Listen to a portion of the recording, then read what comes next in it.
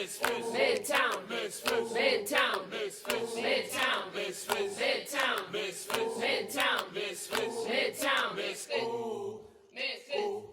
Hey. Hi. Hello. Welcome back, Misfits, and welcome back to a new episode. Today, we are doing a new thing. A new thing. Yeah. So we're doing this new thing. It's called Misfit Conversations, where Yadi and I basically, we're just talking about a specific topic. Mm-hmm. And it's not necessarily teachy, but it's something that is in our hearts, that God is putting in our hearts, or something that happened, I don't know, in the news, or just random combos. Maybe someone commented something or something came up at work or with a friend or something, and we just feel like it's important to talk about it and then be able to talk about it and share it with other people. Yeah. And kind of get your feedback too. Exactly. And this whole conversation just sparked through, of course, something that God is putting in my heart and dealing with me about, but also we posted a reel 1 or 2 days ago now, and it was about modesty.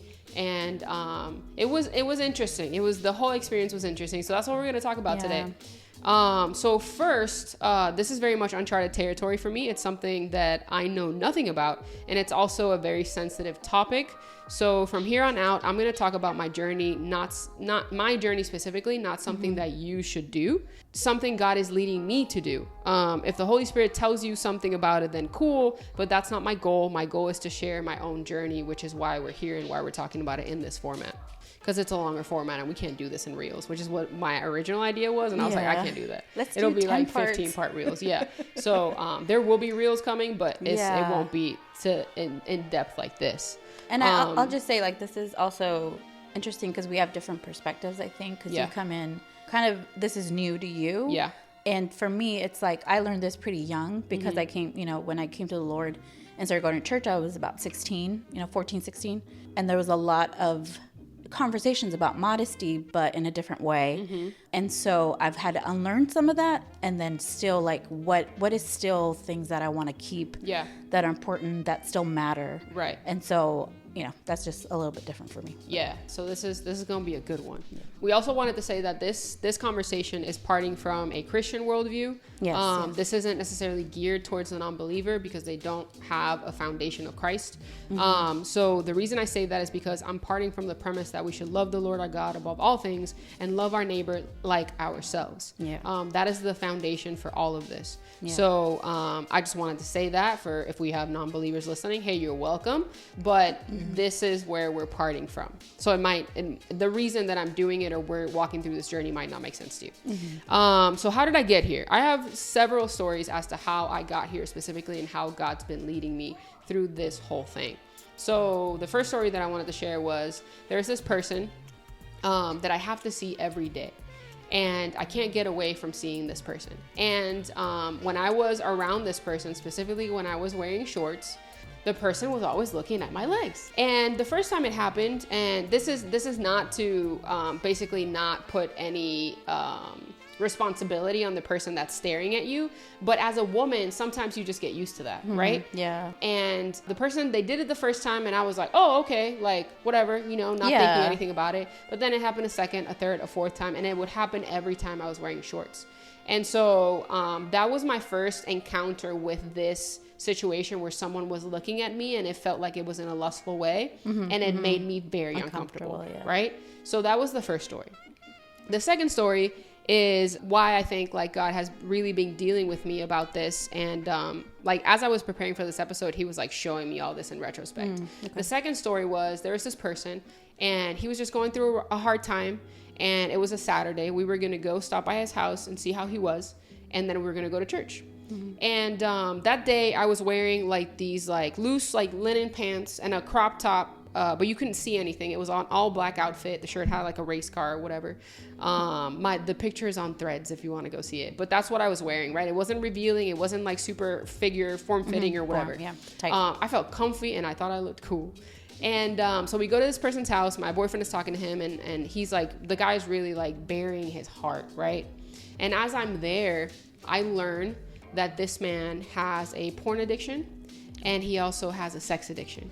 Okay. And when we got in the car and we were like talking about the situation, I was so overwhelmed with the fact that I got dressed for church, right? Yeah. But I didn't know that all of these things were going to happen. And to that extent, I didn't know what he was struggling with. But I felt this like overwhelming weight of what I wear matters, right? Because I could have gone in there and I could have been a stumbling block for him, right? To not share or to make him uncomfortable, or if I'm like, I don't have a lot on the top, but if it was showing, like distracted or whatever, it you know, still be, it would have been a thing. So I just felt this heaviness of like, oh my gosh, like this is important, because you never know what places and spaces God is going to place you to be a vessel for him. And anyway, that was a really big deal.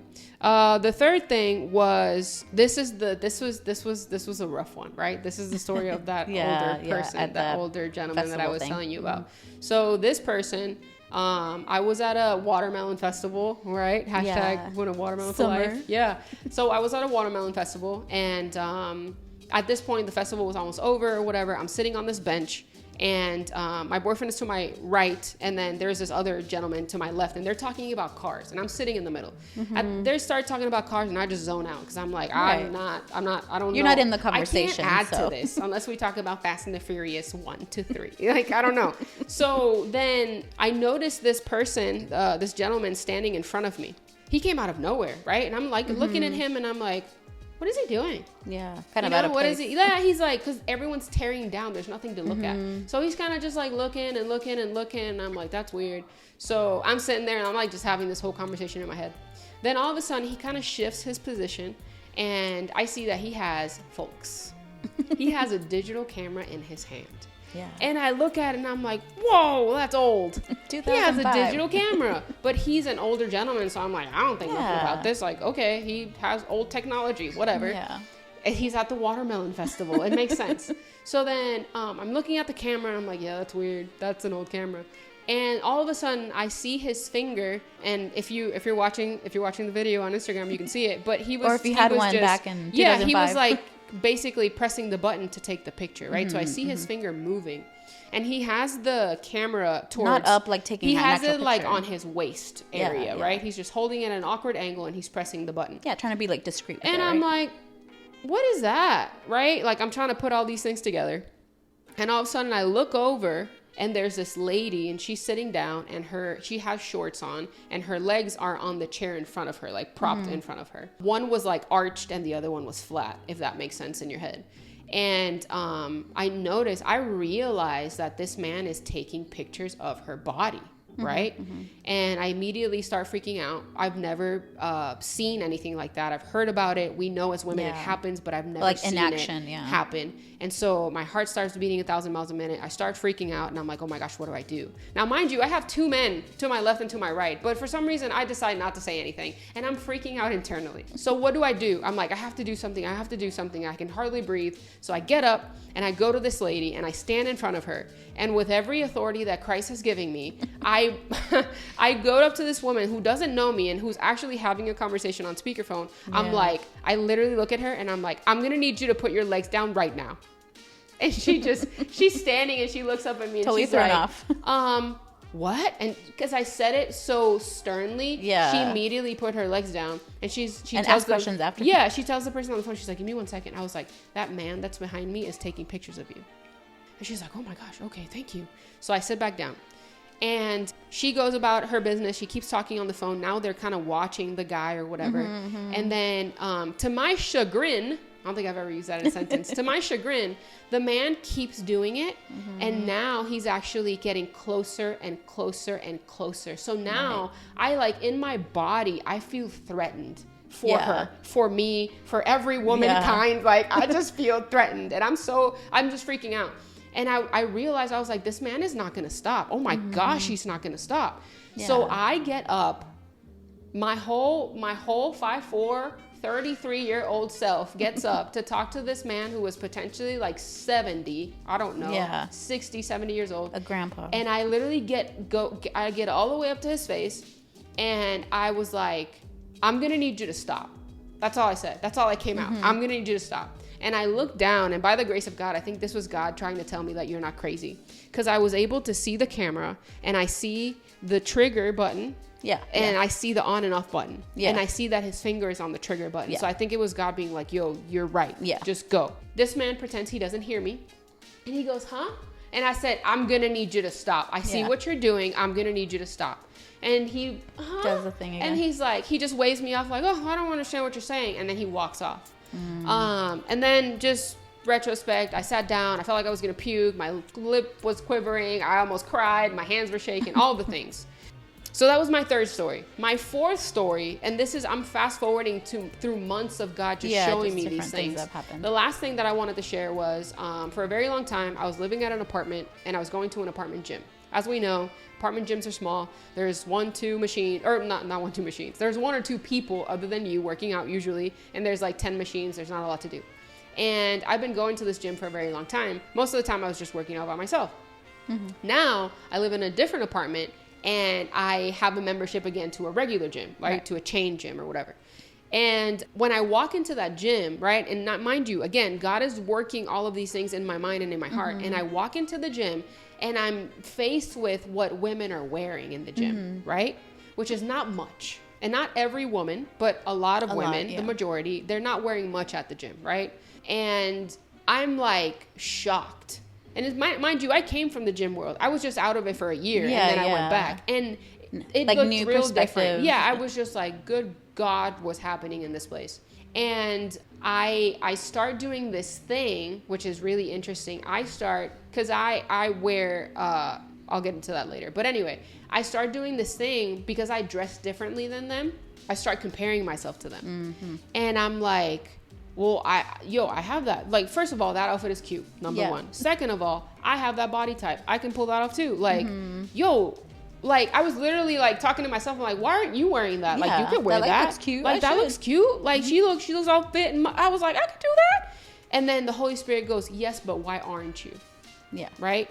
And it was this reminder of, hey, you are separated, right? You are set to be an example. And when people look at you, they don't need to see you. They need to see God. Yeah. So those were my stories. Is there anything that you would like to add to those stories? No, not those. No. Okay. Not right now. Okay. Yeah. Cool. So those are the things that God has shown me and put me in these situations to understand the magnitude of why I personally am transitioning in this whole modesty, dressing more modestly type of world, right? And just thinking about it more and making more conscious decisions. Yes. It's very heavy on me right now, hence all this energy that you're receiving. So those are my stories. Now, the second question that I wanted to ask, that I wanted to answer for y'all is, what am I doing about it now, right? You're going through this. God is showing you this. What are you doing about it? And I feel like God used all of these situations to just push me in a certain direction, right? Yeah. He's like, I need you to explore this more. I need you to go through these experiences because I'm trying to work something out of you and I'm trying to work something in you, right? Yeah, just making you aware of the different types of situations where modesty can be affected or where you can affect others or something like that. Exactly. So the way that it started and the way that I started dressing more modestly is what I wear to the gym and what I wear on a regular basis. So most of the time I'm wearing leggings, right? So how I started to dress more modestly, still wearing clothes that I want to wear, but to be comfortable in what I'm doing, I wear leggings or I wear like biker shorts or something, but I make sure that I'm wearing like a oversized shirt over it, right? Like my goal is that I'm comfortable and I still like how I look, but you can't see my privates. Yeah. So that's how it started. That was like my shift, right? Yeah. Yes. So that's what I did. That was like the first step. And then I wanted to say that after I posted the reel yesterday, I felt like God really like doubled down on me and said like, this is where you're headed. And I know this for a fact because after I posted the story, I got attacked twice. Okay. Literally. Yeah. And I had this like overwhelming, which now I know that it comes from the enemy, but when I do something or when I feel like I should do something, but I have this like overwhelming anxiety to do it, it's from the enemy, right? Yeah. Because the things of God trying to put fear in you. Yeah. Right. The other reason, other than those two attacks, is because I knew I wanted to delete it. Like after I posted it, I'm like, this ain't it. Yeah. Because I'm walking in territory that I have absolutely no experience in. I'm walking in something that I literally am learning how to do as I'm talking about it. Right. And you have, like, I found several Instagram pages and stuff like that of women that already dress modestly. Yeah. But right now you're talking to a woman who I don't dress like super revealing, but this modesty thing is very new. So I don't know all about it. I'm not fully walking in it yet. So yeah, I wanted to delete that thing real quick, but I didn't. So now, again, to answer the question, what am I doing now? I'm cleaning out my closet. I'm evolving my style, and I'm learning how to dress more modestly with a splish splash of my own personal style.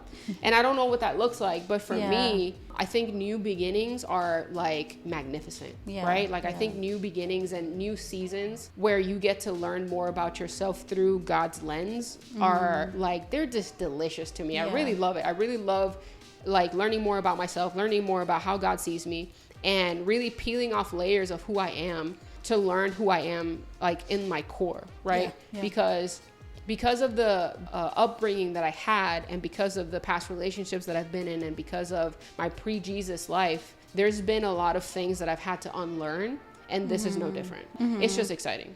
Yeah, and how you're navigating it now as you're learning new things, or how you're perceiving new situations, and like, oh, I can influence this. So how can I do it positively or in a godly way? Yeah. So it's really exciting. So I wanted to share some reasons why I think it's important for me to dress modestly. Going back to the reel I posted, I don't want to be a stumbling block for people. I'm very much embedded in the Christian community. I'm not talking about people that are just walking in a worldly way and want to like slap girls on the butt and like whistle at them from across the street. Like my perspective is genuinely for people that are in Christ. Yeah. And that, like I said, men and women who are coming out of the homosexual community, men and women who have a lust issue, men and women who have a porn issue, or men and women who have a wandering eye issue. I don't want to be a stumbling block for them. I don't want to make it harder, because they're trying to heal. They're trying to allow the Holy Spirit to just set them free from all of those chains. And I don't want to walk in front of them and then be tempted because or struggle more, right? Like I don't want to do that, or somebody that likes, I don't know. Anyway, that's my main reason. And then again, so this is another reason why I want to dress modestly, and it's because my body is made to glorify God. Everything I am is made to glorify God, and I'm meant to bring attention to Him and not myself. I don't want to attract the wrong attention. Me personally, I don't want to be liked because of my body. I want to be liked because of who I am on the inside, and then the body just adds to that, and that's specifically for the man I'm going to marry, not for everyone else. I want my body to be several things. I want my body to be a vessel that glorifies God. I want it to be only for my husband to look at and enjoy. I want a place for where babies are made and it's healthy. And I want an environment for me to be able to move, enjoy life, and do all the things that God has called me to do. I don't want to be a billboard that says, look at me, I have a big this or a small this. I want to be more than just my body type or my body shape. Yeah. Can we pause there a little bit? Because like going off of the why we think it's important to dress modest. If you came from a place where modesty was equivalent to like your Christianity, I want holiness. Like I want to hold space for that too, because that's where I came from. And so for me, the journey has been like still keeping modesty, but not bringing judgment into it or bringing the level of like, how Christian are you based on how you're dressing, right? And understanding that we're all on a different level of understanding how dressing modest really means. And so we're not attaching this to how, if you being saved or not, because that has nothing to do with it. This is Fran's story of modesty. And this has nothing to do with like what kind of relationship you have with God, or how close you are, or hey, like I'm reading my Bible every day and that's why I dress this way. Like that has nothing to do with it. But I just wanted to address that, because I know for me, I learned about modesty, and it was very much tied to like what kind of Christian you are. And I still have people around me where like if they see someone dressed a certain way, like, oh, they're so Christian, and it's cringy to me. Crazy. To me, that's cringy, because I'm like, I'm not going to tell someone how Christian they are, because first of all, there's no level of Christian, but anyway, like, you know what I mean? In God's eyes anyways. Yeah. So I can't say that because they're wearing X or Y, like that makes them holier. That makes them more Christian. Right. So we have to be careful also, like, as we're navigating this, to not attach like a level of Christianity or holiness or even being saved to what we're wearing. It's truly about like, how are we wanting to glorify God, and how, you know, we love God first and then love our neighbor. So how are we doing that with what we're choosing to wear? And again, we're coming from the Christian kind of perspective. And even though this could affect other people, we want to do it for our community and the people around us. Yeah. Right. And not attach it to what this means of us as Christians. Right. Yeah, because that just made me think of like when you said like the more layers you have, the more Christian you are. Yeah. Like the longer your sleeve or pants like, or she's skirt. all covered up. I can only see her eyes. She must be real holy. But I do understand. Like, I'm glad you said that, because one of the videos that I watched, because again, I'm very new to this, so I'm trying to learn from other women that have already done it. Women specifically, because I'm a woman. Yeah. But I want to say this, and I'm going to say it into the camera. Modesty includes both men and women. Okay. Let's just it's for both. But I've been watching videos about women because I'm a woman. Yeah. So I watched a video specifically, and it was about this woman. She's like an influencer. Never seen her in my life. But she was doing a video on how she's dressing more modestly. She's a Christian, but she specifically wanted to state that the reason she was dressing more modestly wasn't because it wasn't a religious issue, right? Yeah. It was an issue of her evolving her style. It was an issue of she was getting security from how she was dressing and how she says it in her video, but like how her cheeks were out, or, you know, because she was an influencer, she's like, this video will get more likes if I just put the camera in my butt angle and all this other stuff. Yeah. So she realized that she was doing that, and she's like, I don't want to do that anymore. I don't want to get my validation from my body. And using it to advance. Now she's dressing more modestly. So again, this is not a religious conversation. I think for me, because I'm a Christian and because I'm walking this journey, it does have a Christian connotation because of what I'm seeing in the Christian culture and the people that I'm around specifically. So again, this is a very personal journey. What she said is fully valid because it's real. Because I'm wearing a dress and she might be wearing shorts, I'm like, yo, I can see your legs. Yeah. You need help, right? It's not that. It's not this comparison thing. It's not this tit for tat thing. And unfortunately, sometimes in the Christian community, that's what it is. Yeah, it can turn a little legalistic, if right, you will. It can turn a little legalistic in the sense of like, because comparison comes in very different ways, right? So absolutely. We just want to be mindful of that. And if you don't feel this, that's cool. Because it's just me walking through it. It's fine. You got it. You know, you got the Holy Spirit too. Yeah. He'll tell you what to do. So then the questions that I'm going to ask myself, and these I got from like watching different videos and things that I need to start implementing. But one of the questions is, where am I going, and is this appropriate? Yeah. Right. The best example is which is like off the wall, but it's like you don't wear a bathing suit to a dentist appointment, right? So it's just like wear things like, if you're wearing a bathing suit at the beach, no one thinks it's weird. Yeah. But if you're wearing something that's bathing suit like, and you're wearing it to a birthday party that's at Olive Garden, it's a little weird. So just dress appropriate to the occasion. And to maybe the people around that you know you're going to be with. Wearing a bathing suit. Like, she could be wearing a bathing suit to record this podcast. That would be weird. Yeah, it would be. Yeah, that would be weird. Do you want a towel? Reasons. Like, what are you doing? I'm cold. So we don't want to do that. So why did you wear that? Yes, we don't want to do that. The second question is, why am I wearing this, right? So the question is, what's the heart behind it? Do I want to look hot? Do I want to be comfortable? Do I want to fit in? Like what you mentioned about the girl, like the angles and stuff. Like, why am I doing it? Am I doing it because I want to get more views and I know like I look better in this angle? Or do I actually care what I'm doing or what I'm putting out? Right. So so why am I wearing it?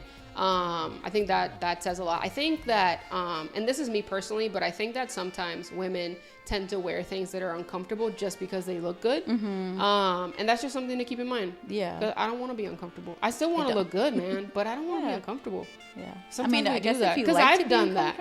Like, I've done that with shoes, like with heels and stuff like that. Like, yo, this looks cute. But because an outfit, I feel like looks nicer in certain shoes, so you sacrifice comfort.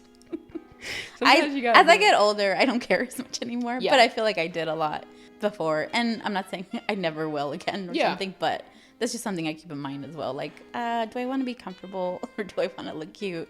and why am I doing it? Can I do both? Yeah, is there a way to do both? Can I Yeah. get comfortable heels? Yes, exactly. But yeah. The next one is, does this outfit glorify God or does it glorify me? We can make an idol of anything. We're like professional idol makers. Yeah. We've been since the beginning of time. And so I want to make sure that what I'm wearing is glorifying God. So then I can be placed in situations where I can talk to anybody at any time. So that's something to keep in mind as well. And then, will this outfit be a stumbling block for someone? This one is hard. Because in some regards, no matter what we wear, we might be a stumbling block for someone. Yeah. Right? Like you could legitimately be entirely covered up and someone still stare at you or something, or someone still make a comment or whatever. Yeah. So it's the whole premise of this. Number one, again, Fran's journey. Don't feel like I'm telling you what to do. Yeah. Second of all, we have to control the controllable, right? I can't control how someone looks at me, what someone says. I can't control that. What I can control is how I feel and what I wear. Yeah. And what my personal convictions are. Yes. So this is me controlling the controllable, taking you along with my journey, having a random conversation about the things that are happening in my life, and what I'm doing about it. Yeah. I think it's important. Yeah. I think that goes for a lot of things. But yeah, this is something that I think it just evolves as you walk in your Christian faith. And as you learn and as you, like, you're asking these questions, and it's going to change as time goes on, and depending on your season, right? Like whether you're married or you have kids, also that might affect what you choose to wear or not wear. So yeah, I think it's ongoing, and we have to like be mindful of other people's journeys as well. But at the same time, like, it's important to ask the questions. And if you're comfortable with people, like if you have friends that are close and that's something that they're working on and they've shared that, like, be okay with asking them, like, hey, did you check what you're wearing today? Or, hey, we're going here. Like, are you sure? Because it's not about judgment. You're just wanting to keep them accountable in some way, or helping them along their journey. Yeah, because some people are just not aware, like you said. Yeah. Some people are new to the church world. They're just wearing what they have. They're wearing what they always wearing. Yeah. So again, it's important to not judge people and deter them from church. Right. Build a relationship first. Make sure that they know that you care about them, and then maybe say something in love and be respectful and stuff like that. Pray about it. Ask God to give you context. the opportunity. I know there's been, like, let's say an example or a situation where maybe you're praying for someone, kind of like what you mentioned. Yeah. And if a woman's wearing up something that might be a little low cut, or if they bend over, it might show more. Then if you're praying for someone, you don't want that situation to happen. Yeah. And so you just make it aware, right? Like, if you know that person, you want to let them know, like, hey, you're wearing something that, hey, if someone's shorter than you and you have to bend down, that might, show something that you don't want to. And again, you're just bringing this awareness and letting them kind of grow into that. Like, okay, yes, I understand why. And back to the no stumbling block. Like, we don't want to, be a distraction for such an important moment, like a prayer moment or something. Yeah. And I just want to say too that I think with anything in your relationship with God, when you start doing anything, it's very scary. Yeah. And it's scary to share it, because I think that there are some people that can listen to this or watch these reels or whatever and say, well, she says she's a Christian and she says she's modest, but because of what I'm wearing in that video or whatever they see me in, they don't think it's modest, then it's not enough. Right? Yes. But again, I just want to say that it's not a competition. It's something that everyone expresses their modesty differently. I think it's really an inner posture and an inner transformation, and then that just shows outwardly. Yeah. And you take it up with God. Like, what You you're pray doing about with it God and how ain't you my feel. business. And we're just all trying to be better and try to honor God with our bodies and with everything that we do. And we just wanted to share that with you. Yeah. And I think even like these questions, like, you're going to ask yourself, if you want to, like, ask yourself some of these questions, your answer is going to be different than what you've thought of or what you've shared, or even what I'm thinking. And that's okay, because it's just a process. Yeah. So I hope that you enjoyed this episode. This is a very new thing that we're doing. And there's more to come. There's more, yeah. We have other things we want to chat about. So till the next time, this is Fran. This is Yadi. We are the Midtown Misfits, and we will see you next week. Bye. Bye.